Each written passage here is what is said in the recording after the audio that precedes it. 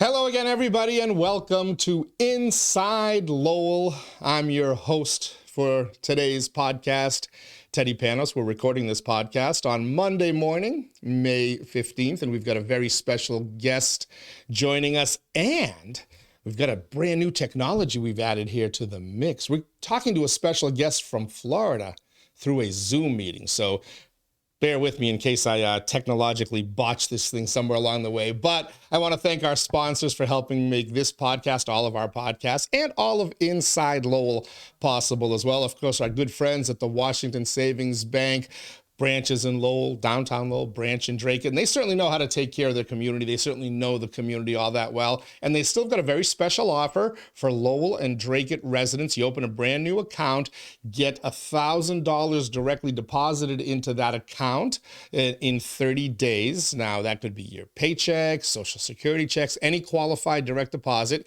You get $1,000 in there, they're going to give you $300. That's a 30% return on that $1,000, folks.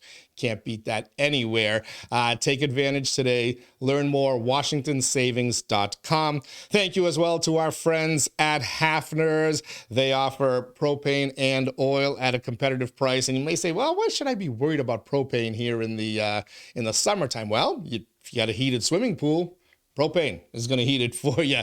If you've got some of those outdoor burners for those cooler nights, summer nights, spring nights, fall nights, Hafner's takes care of that for you. They have a number of different services. You can find out about all of them at hafners.com. You can also call 866-IT-KICKS to learn more. That's 866-IT-KICKS. Thanks again to our friends at Hafner's. And last but certainly not least, our friends at Reverie 73 just voted the number 4 cannabis shop in Massachusetts by Boston.com. And what's impressive is they are the highest ranking shop that is one shop, a standalone shop. The others have multiple locations. They've got one for right now. They're working on changing that, trust me, folks. But they also have been open just a little bit more than a year. So what they've accomplished so far tells you all you need to know about the quality of their store, the quality of their staff. Let Reverie 73 elevate your cannabis experience. Visit them online at reverie73.com or visit their beautiful location on Bridge Street in Lowell. That's 1148 Bridge Street in Lowell. And with that, let me see if I can pull this off. I've hit the button. I can see Shawn Smith. You can see Shawn Smith. Shawn, can you see us? I can see you. Yes. Welcome. You may recognize Shawn. Shawn was the vice president of the Lowell Spinners. I actually did 2 stints with the Lowell Spinners, part of a long storied career in professional sports that has most recently, if you followed Inside Lowell a couple of months ago, you'd have learned that he landed back with the Boston Red Sox in the beautiful Sunshine State of Florida as the GM, the general manager of Florida operations at JetBlue Park. Do we have to throw that in there, Shawn? Sure, yes. Yeah, we got to make sure we pay our bills mentioning our sponsor, of course. And the last part of that is for the Boston Red Sox. So he's Boston Red Sox executive, Shawn Smith. Hey, man, good to see you again. Hey, man, it's a pleasure to see you. You know, it's great to see those reads and logos. You know, a lot of longtime Spinners partners there and personal relationships. Yeah, I bet you that kicking donkey sign brings back some memories. How's life down in the Sunshine State? It's great. I'll tell you, it's hot. It's supposed to get up to 92 today. We are on pace to have the hottest May on record. The humidity hasn't set in yet, thank goodness, but it certainly is warm down here. Yeah, I'm gonna come down there in the middle of August, so I'm gonna know exactly what you're talking about. Great, I'd love to see it. Yeah, who knows? Maybe I'll bring the kids up and crash JetBlue Park at some point. So tell us, how did this new gig with the Sox come about? You know, when the whole Spinners thing, when they went away, you kind of, last I heard, you had packed up and gone to North Carolina, spending some more quality time with the family down there. How did you end up in Florida? How'd you end up with the Sox and the Florida operations? Well, actually, when COVID hit, I packed up my stuff and I moved to Heather, living with Heather in Saratoga Springs, New York.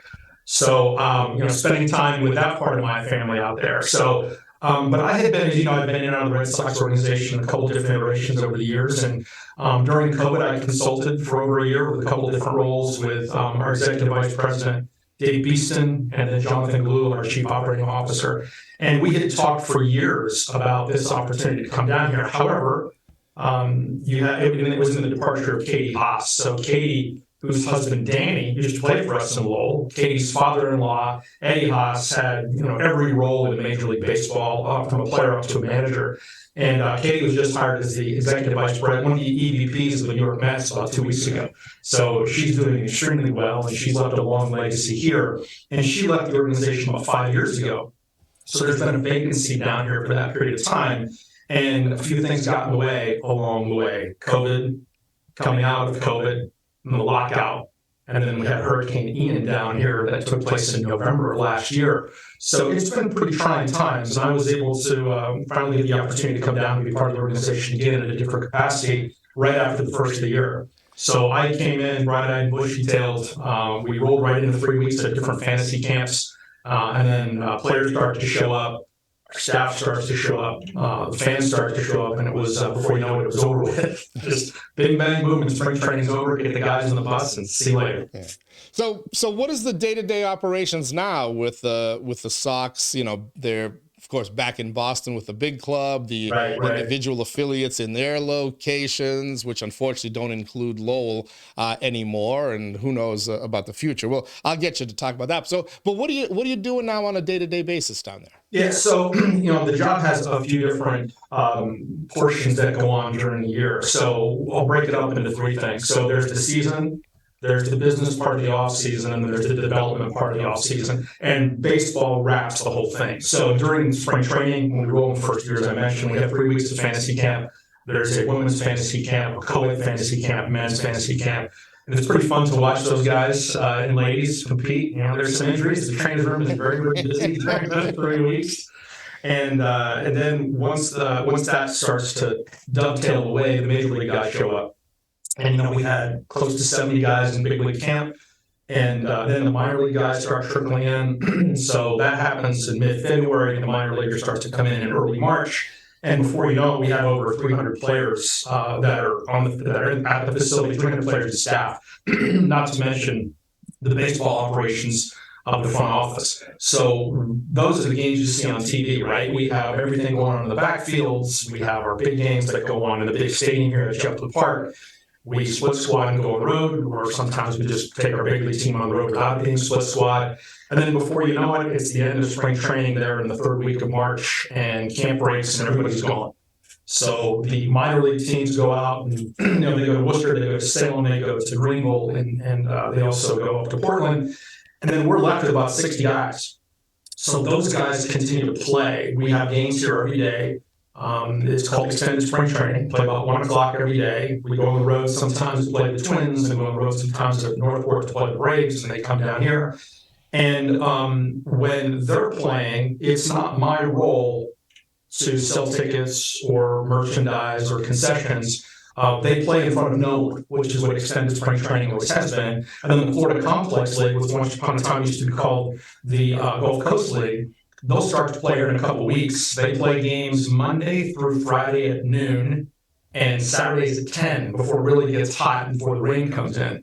And so during that time, our business aspect changes. We talk about season ticket plans. We talk about group sales plans and experiences and packages to be able to sell to people as we plan towards the fall.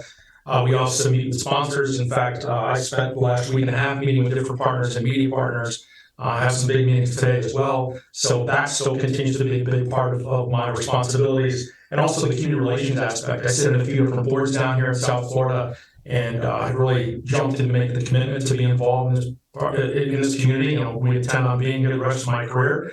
This is where I've been wanting to be, where I love to be.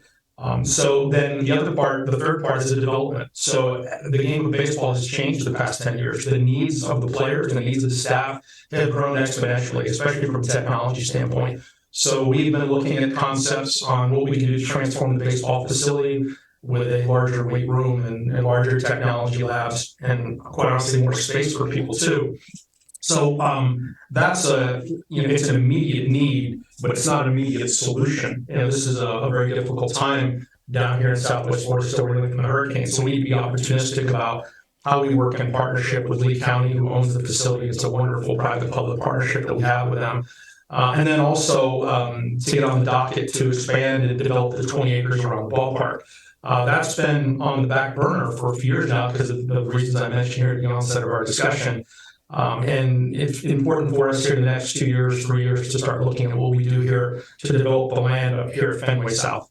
So it sounds like much like when you were up here in Lowell and up in Manchester with the Fisher Cats with Drew Weber, that your role is kind of multifaceted. But I never heard you in there saying you have to roll out the tarp when it rains or water the lawn, which you had to do from time to time over at Latcher Park, right? Yeah. The county takes care of all of our fields. And they've got a 9-person crew, and we have 6 backfields as well as the big field here. And every single one of them is in major league condition.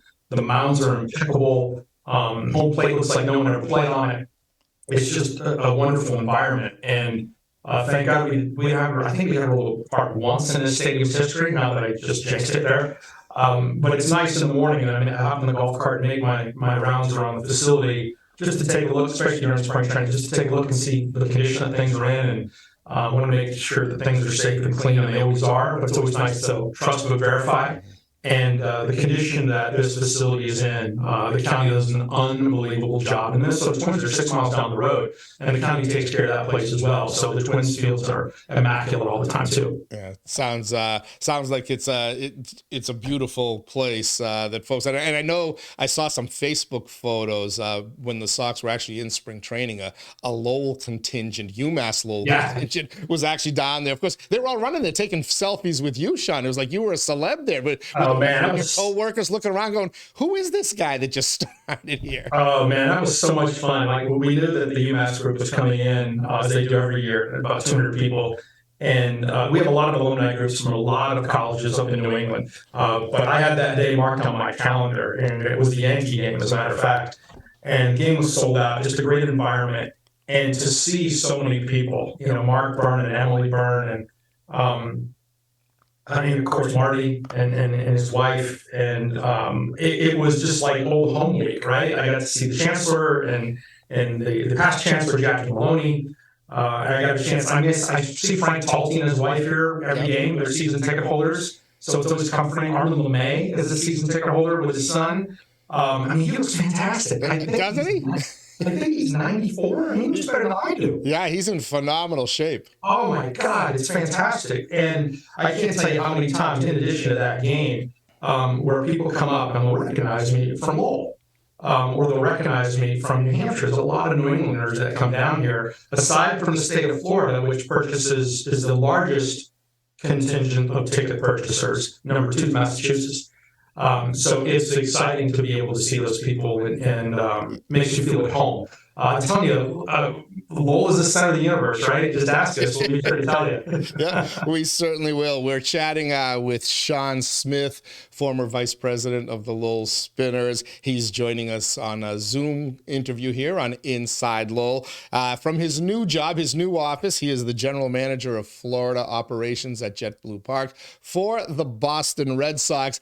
When we connected, back when we first learned that you got your new position there, you were telling me a story offline that I couldn't put it into the digital version or my Facebook version of the story. But one of the things you love best about your job, Shawn, and I don't want to call you out for being an old man like I am now, but you're actually working again in the Sox organization with people that you first met as kids, 18, 19-year-olds starting on their Red Sox journey. Yeah. That's going to be cool, right? Do they remember you? Yeah. Oh, yeah. Yeah, they do. And it's exciting. Unfortunately, there's a lot of guys that are no longer part of the organization because they reach their level that they can max out at. But there's a lot of guys that are still here that, like they're married and they have kids. Like Tanner Houck, like when I first saw Tanner, he came up and gave me a big hug.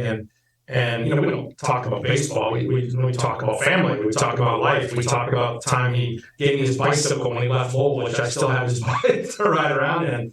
It wasn't a VO ride, one of those blue things that you were supposed to. No. Okay, he's not the one who stole them all. That's funny. I wish they had those when he was there. He probably would use that instead of spending his money on a bike, but then I wouldn't have had a bike. So Jared Duran, who I had said a million years ago was going to be a superstar, not just an all-star, but a superstar.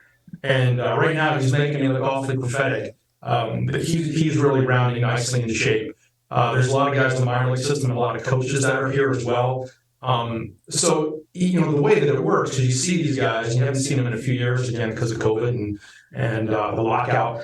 Excuse me. But then when you see them, it's like, big hug, good to see you, how are things, and boom, get right to work.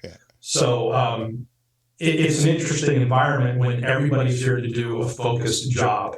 And my job here is to, very similar as it was in Lowell, give them the tools to do the job to the best of their ability. There's a lot of things that I'm responsible for here that I didn't have any experience in. We have a hydro room here that has hot tubs and cold tubs and underwater treadmill. And I had to learn that very quickly, much to my chagrin. My days of being a lifeguard in college were a long time ago. And this takes more than just pH balance. So I had to make certain that we got the right people involved to help make sure that everything is safe and secure for our players and for the rehabilitation.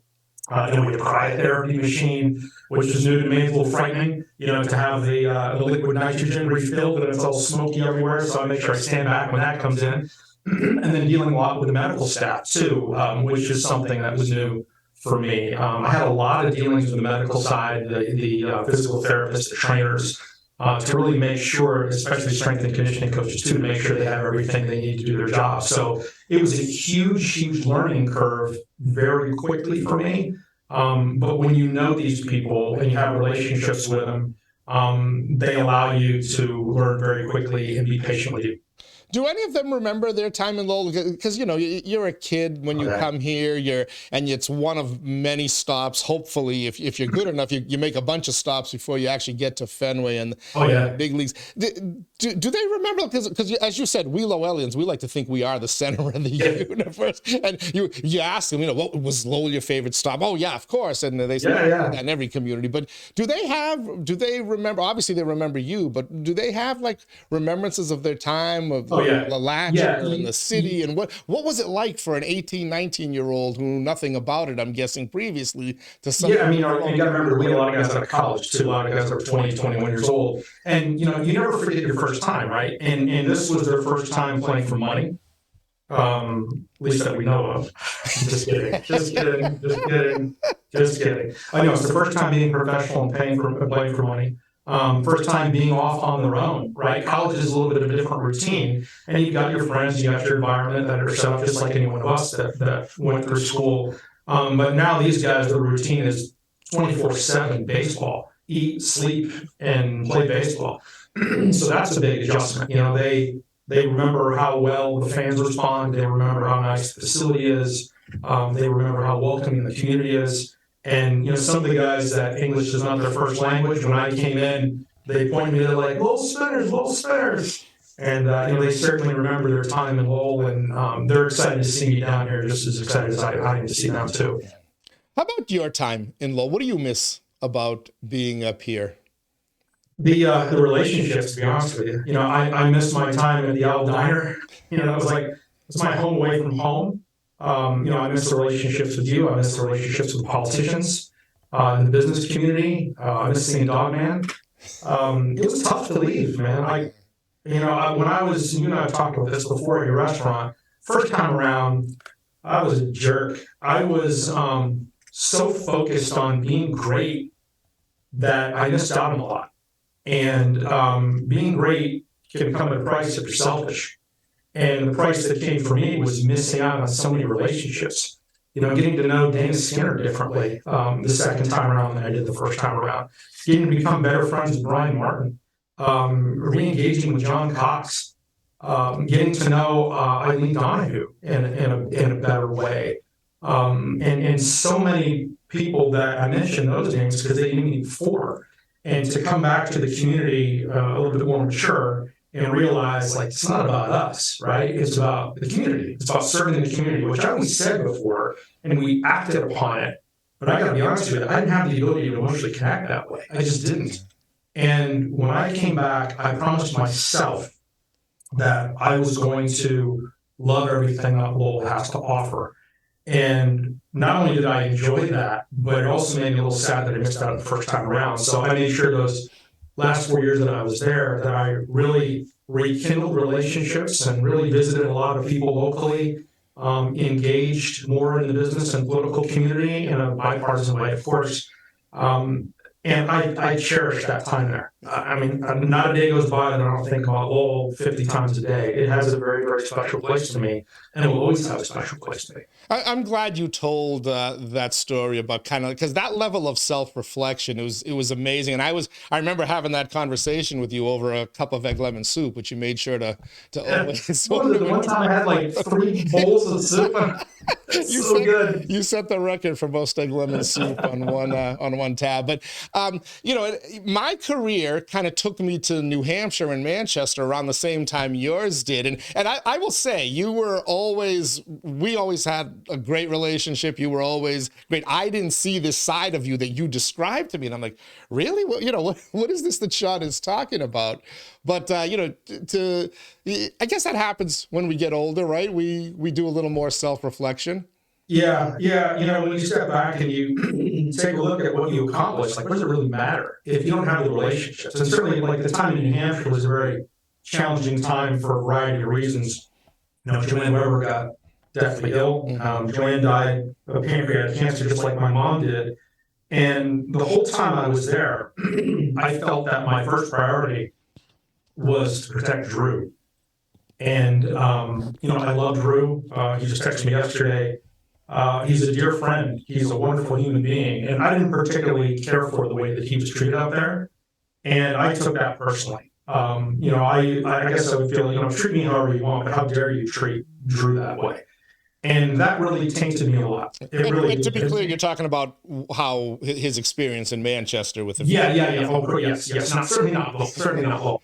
And I took it a little too personally. So in doing so, I had to be both the fire and the ice in a lot of business and certainly political circles. And it's tough to be able to do that. Drew was taking care of Joanne to the best of his abilities before her passing in 2006.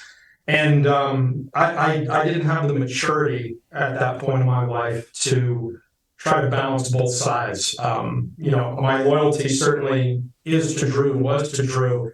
I think I took a little to the extreme, in some cases, to my detriment as a person. Mm-hmm. Well, what folks may not know is that team, however, the original name of it, if they don't remember, if they weren't around at the time, they were supposed to be known as the New Hampshire Primaries, which I thought was the coolest name. You had the logos, you had a donkey, you had an elephant holding baseball bats, you had Uncle Sam with a bat on his shoulder pointing out. It was a brilliant marketing campaign. And then, as you said, for political reasons, and because the wrong person got the scoop, you had to do away with that, and hence the Fisher Cats instead of the primaries were born.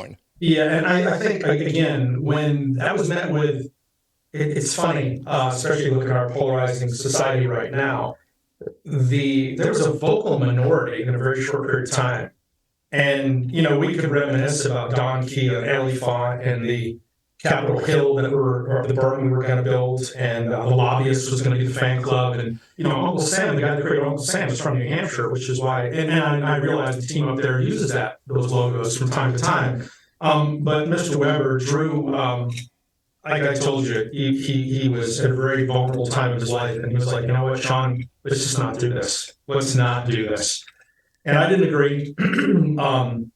And I still don't agree, but that's okay. And it was Drew's decision. Just because you think it's not about being right or wrong, it's about being effective. And looking back at that time, we were more effective by listening to the 7 loud people that were against it, and making the process a little bit more democratic than it initially was. Lastly, because I know you have a lot of responsibilities over there and you have to get to them, is there any hope do you hold out any hope for a Red Sox team, some type of affiliate at whatever level, someday finding a home back in Lowell at LaLatcher Park, especially now with the university owning it and going to put in millions of dollars to rehab it, upgrade it, and hopefully bring it to an acceptable minor league level?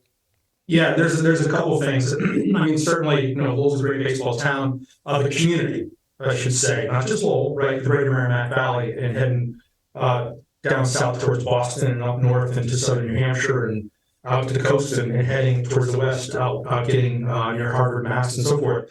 You have the facility that needs to be upgraded. It's not just this one. There's so many of them across minor league baseball. And Major League Baseball has held pretty true to that. They have some teams that are on 5-year plans to get them updated.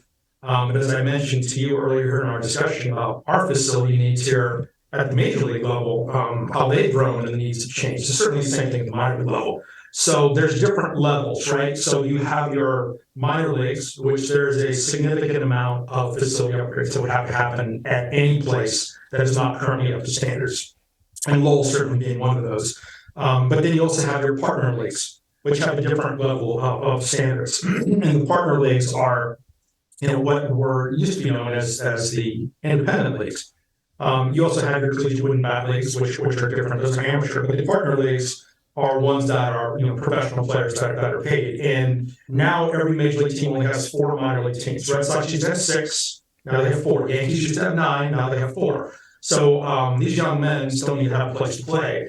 The amateur draft, which used to take place at the beginning of June, then those guys would come to Lowell, now takes place in the All-Star break in July, and it only goes 20 rounds deep. Previously, the Major League Draft would go as many rounds as teams would want it to go. So let's say the Red Sox would tap out at 35, but the Giants wanted to keep hitting. The Giants could go 50, 60 rounds. You remember Mike Piazza was a 62nd round or something like that. But now it's 20 and that's it. So those kids, those young men, need a place to play. So they come down here and play in the Florida Complex League. So they'll join us in the middle of the month of July. So there are different preparation points, and I mention all those different points of the calendar because young men still need to play. And we still need to find guys like Kumar Rocker, who's in the Rangers organization, right? He was big pick out of Vanderbilt, big pitcher, got hurt, had no place to play, so he played for the Tri-City Valley Cats, which used to be an Astros affiliate or a Penn League. We used to play them. They're under the same name, but they're a partner league. So Kumar Rocker needed a place to play, played there, and then he ends up signing a big contract to go back to the minor leagues, and he's on pace to be able to make the big leagues within a year or two. So, Lowell could certainly serve a need like that. But it would have to be independently owned. It wouldn't be something the Red Sox own. The Red Sox don't, we don't own any of our minor league teams. Even the Atlanta Braves, who used to own all of their minor league teams, have started to sell off all their minor league teams. The model has changed on how major league teams are operating their minor league business and baseball. All right. Well, sounds like you left a little glimmer of hope there for some level, but you're also telling me not to hold my breath because I might pass out in the interim, right? No, I mean I know that the city of Lowell is very important to the Boston Red Sox, right? You sure know it's important to me. It's important to Sam Kennedy, our president. Sam has said it time and time again how important Lowell is, and he grew up in Massachusetts, not too far from Lowell, and we'd love to be able to have baseball back there. Where it makes sense from the baseball perspective. And, the first thing that have to be addressed would certainly be having an owner that's interested in putting something there. And now with UMass owning it, different from the city, there's now a conversation that would have to be had from an outsider dealing with Peter Casey, dealing with the new chancellor, dealing with Marty Meehan's office, where before, in the past couple of years, it was still a city discussion. So now, that sale was rumored, then it happened, and then it finally went through 2 weeks ago. So I think now there's a much clearer path for those conversations to be had than there had been in the past few years. All right. Well, we'll leave it there. Shawn Smith, former vice president, Lowell Spinners, tours of duties here in the Mill City, now the general manager of Florida operations at JetBlue Park for the Boston Red Sox. Always good to catch up with you. You're going to get up here to Massachusetts at all? Can I treat you to a bowl of egg lemon soup at some point? Yeah. I'll make my way up to Boston a couple times this summer. There's things I want to talk about for planning for the fall when we have structural league here, and then certainly as we get prepared for next season. But I don't want to do it too soon, right? Like we're having a great year so far. We started off a lot stronger than I think a lot of people thought we were going to. Like we knew we had a good team, but you have to prove it, and they've gone out and they continue to prove it. And there's a lot of good teams. The guys in the other dugout are professionals as well. We got to remember that these are the best players in the world. So I'll come up a couple times to be able to talk about planning, but I want to do it where it's opportunistic to get people's attention. because I don't want to think like, look at this guy, he's coming up here right away to talk about next year. You have to have a good feel for the game and when the right time to approach everybody is. And that'll be a little bit deeper in the summer. I'll probably come up in June, maybe once in July or August as well. All right. Well, stop on by. I'll show you the new Inside Lowell digs, okay? I love it. All right. I love it. Shawn Smith, thank you for also being my guinea pig here on our new Zoom technology. Nice. Here. Like you said, you never forget your first, right? There you go. You'll always be my first Zoom, Shawn. Thanks, man. Keep up the great work down there. Great to catch up. Please send everyone my best. Thank you. You betcha. We'll do. That was Shawn Smith, formerly, of course, of the Lowell Spinners, and now looking like he's enjoying life. Did you catch how he's in the middle of that interview? All of a sudden, he started to kick back and relax, soaking in that sunlight that was beating in on his window. Good man. Miss Shawn, miss the Spinners, but it's always nice to kind of reminisce, and who knows what the future will bring. And with that, I'd like to thank all of you for joining us here for another Inside Lowell podcast. We recorded it on Monday morning, May 15th. When you're watching it, who knows? But as we like to say, news, information, and sometimes entertainment on your schedule, not ours. We also like to say Inside Lowell. If Lowell is your home, this is your place. Till next time, everybody, stay safe.